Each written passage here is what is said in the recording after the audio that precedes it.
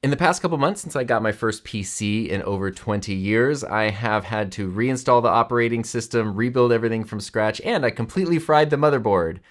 But it's also been one of the greatest sources of joy just in my day-to-day existence. Just walking over here and turning this thing on every day like makes me happy. And part of that is because there's bright colors and it looks cool and stuff. But I don't know the last time I've had something that has just brought like this much joy and fun to just my day-to-day life and workflow. And it has been such a cool experience to go from where PCs were 20 years ago, then just complete blank, zero idea, to where they are now. And it's a very big difference. So if you didn't see my first video, I definitely recommend checking that out. Basically what happened was I was becoming interested in building a PC specifically for gaming because my Mac, it just doesn't work good on the Macs. As great as they are, not great for gaming. And building PCs is expensive. Someone who watched the channel was generous enough to donate a PC that they had built several years ago that they just weren't using. And so I kind of got to do some minor upgrades to get it up and running, and I've been using it since. So for a couple weeks after I made that first video where I got everything up and running and it was really, really fun, things were great. And then I decided I wanted to dip into controlling the different RGB colors in the case. So I found an application that was highly recommended everywhere called OpenRGB. If you have an MSI motherboard, don't open OpenRGB. It is not malicious software, but it is very poorly optimized software for certain MSI motherboards, and it literally fried my motherboard. This was not a thing that I thought was possible. Like, I've never, in the 20 plus years of using Macs, I've never had actually any of them ever actually break. Even when I use them, the ones I use for like public school and high school students using them, they always held up really well. I never had like opening an application physically damage the computer. I didn't even know that was possible. So I fried the motherboard. It ended up okay, obviously. The PC is right there. That was a very stressful night because I thought I broke everything. This was like a wonderful gift that was given to me, and after just a couple weeks I had broken it. I felt like the worst person in the world. I still feel kind of guilty and bad about that. Fortunately, I have a friend who is quite good with PCs and has been using them for a long time. He kind of helped talk me off the ledge. And so basically what happens, at least I guess with certain MSI motherboards, what I noticed was wrong is I was trying to control the RGB. I actually didn't even really like the application that much, so I uninstalled it. And then I noticed my keyboard was super laggy, my mouse was laggy, like I couldn't do anything, type, much less like play games or anything, because everything was like seconds delayed input, which is nuts. Peripherals were disconnecting randomly, and then the computer was just stuck playing the USB connect disconnect sound just over and over again. I'm still like kind of traumatized when I hear that sound. I didn't know what the heck was happening. I ended up reinstalling Windows and that didn't fix the problem. And then it wasn't until I found something else online where someone was complaining of that same USB thing and they had narrowed it down to OpenRGB. And I was like, oh my gosh, if you know what happens better than I do, please explain it in the comments. But as I understand it, OpenRGB is talking to the motherboard and controlling things, because that's how it controls the RGB.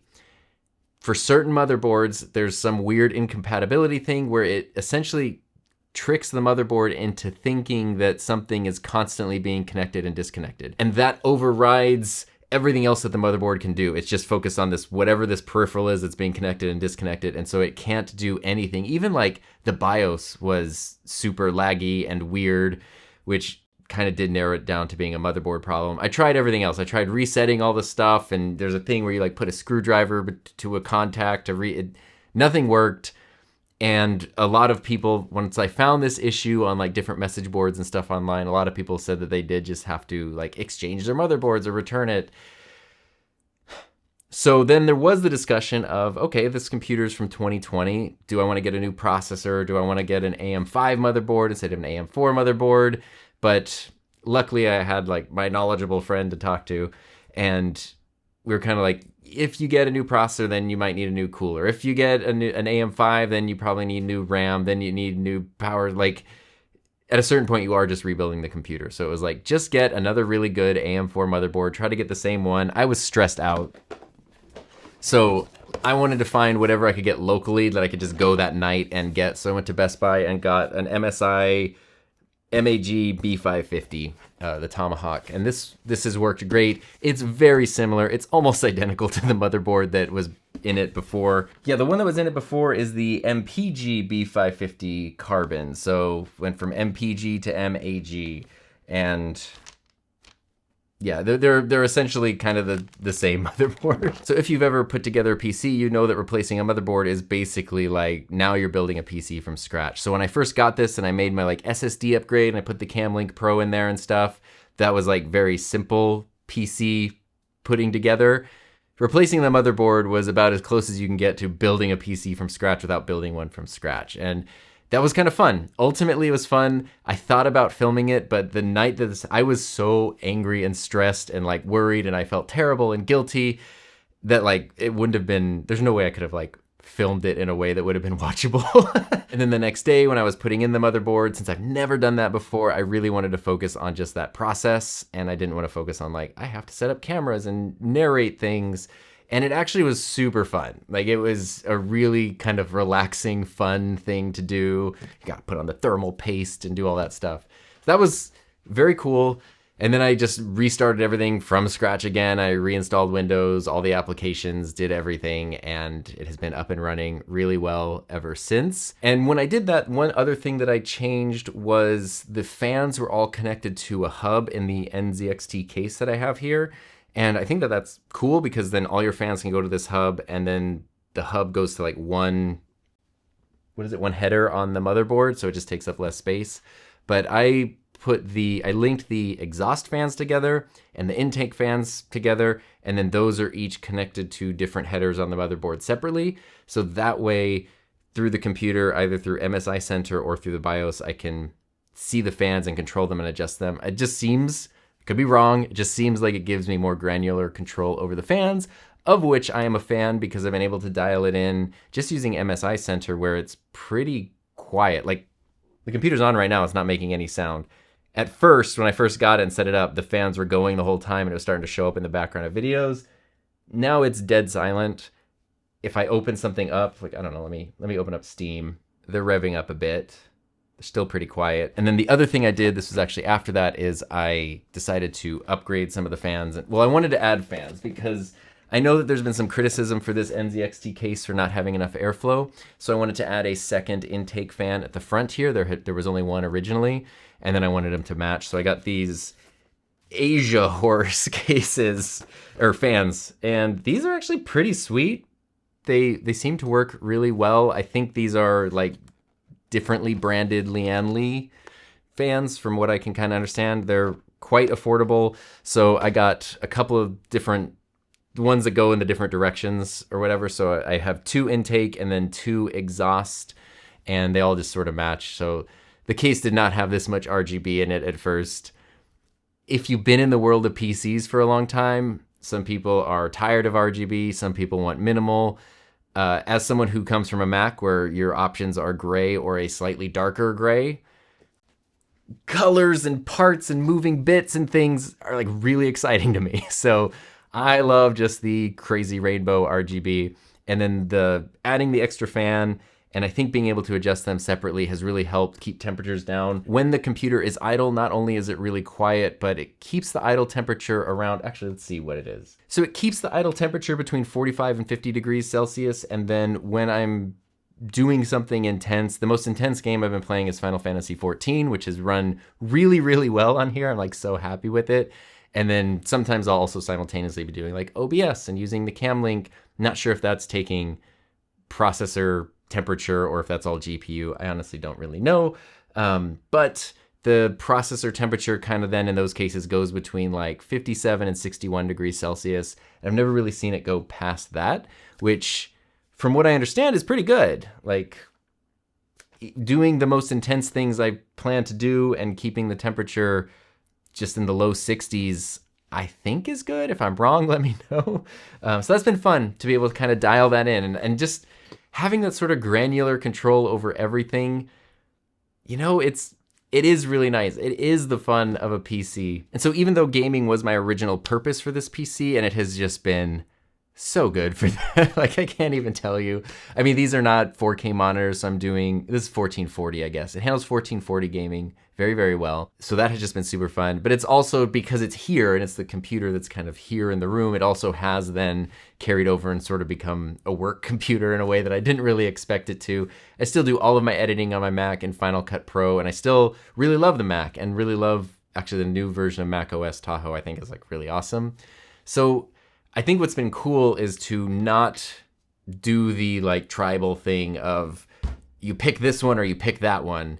It's been really fun to just add this to my setup, not to replace something, but to enhance it and to supplement it. And it's really nice that like anytime someone has recommended like an application to check out or something to do, I know that I'll be able to use it because it's either going to be Mac compatible or PC compatible, and I can just use anything that I need to. It is, I mean, I'll show you actually. Let me turn on some stuff and we'll sort of see how it runs. Because I do kind of have fun just opening Task Manager and trying to push this as far as I can get it. I have gotten the GPU to 100% use, which I was worried about at first. And I'm opening Final Fantasy, so you can kind of hear the fans kicking on. The Final Fantasy. I was worried at first that using 100% of the GPU's power was a bad thing, but then from what I read, that's actually a good thing because it means you're using all of your GPU. Okay, so now I've got a lot of things open here. I have Final Fantasy 14, Discord. I've also got OBS with the Camlink Pro connected to a camera. I've got a Chrome window, and the CPU core temperature is 58 degrees Celsius. And GPU usage is 92, although I think as soon as I start doing stuff in Final Fantasy, it will probably shoot up. It's actually, I guess I'm not doing like a battle or anything. So to me, especially for a 5-year-old PC running a 2070 GPU, that seems really good. And this is about as loud as it gets now, and the temperature is good. So I don't know, that seems amazing to me. Like what more is there to upgrade? You know, it's pretty great. And then obviously the biggest adjustment in adding a PC to my setup in addition to a Mac is the operating system. Going from macOS to Windows 11, they are very different, but Windows 11 I have found, I like it. I have no real complaints about it. I do just want to jump in real quick and point out that while I like Windows 11 quite a bit, after installing it, I took some advice that people gave me here in the comments section, and I used the Linus Tech Tips what to do after you've installed Windows video, and that really helped to take out basically all of the unnecessary stuff. So all of the ad tracking, all of the bloatware, all of the, I don't know, potential spyware type of stuff. And then you're just essentially left with the basic Windows operating system, which has worked really well, and I've enjoyed using it quite a bit. Anything that I have found that has been sort of a struggle has really been more like a learning curve, and it's just Windows does this differently than macOS, but that's not a bad thing. And, you know, I do think macOS has more polish to it. It's, you know, it's a bit prettier. It has like more fun animations throughout, I guess, but like, you know, which is nice. I enjoy that a lot. And Mac OS overall is quite solid and reliable, but Windows has been great. I've just been sure to like keep my updates. I don't do anything too crazy on there as far as that goes. I try to keep the computer nice and healthy. And I don't know, I've been enjoying Windows quite a bit. I've tinkered around with DaVinci Resolve on here. That has been super fun. Not necessarily super ideal for editing like lots of 4K footage and stuff, but I do a lot of like, you know, gameplay stream replays and stuff that I've recorded, and it edits those just fine. I still just prefer Final Cut Pro as much as I appreciate Resolve and love the accessibility that it brings. I'm just a Final Cut Pro person through and through, so that just sort of is what it is. So really what I wanted to kind of do is sort of share an update with how the PC has settled into my world. I didn't just make that video and now it's just been sitting here. I've used it every single day, and I get excited every single day when I get to come in here and use the computer. I kind of like think of things I need to do so I can use the PC. It's just opened up a lot of creative options and fun options, both for like work and professional stuff, but also just for, you know, playing games and having fun with friends outside of work. And that, you know, it's something I can't overemphasize the importance of. But at the same time, I very much recognize that this is a new world to me, and as much as I've learned in the past couple months, there's so much that I don't know. So by sort of sharing some of my experience and some of my thoughts, obviously there are a lot of people out there with way more knowledge and experience. So if there's a blind spot that I have or something you think I should try that could be fun, please let me know, because I would love to hear it. And if you haven't seen the video where I put the whole thing together, definitely check that out. And then also one of the upgrades I made was adding the Elgato Camlink Pro, which is a 4-input 4K HDMI capture card. It is awesome and it's quite affordable. If you want to know more about that, I do have a separate video all about that you can also check out.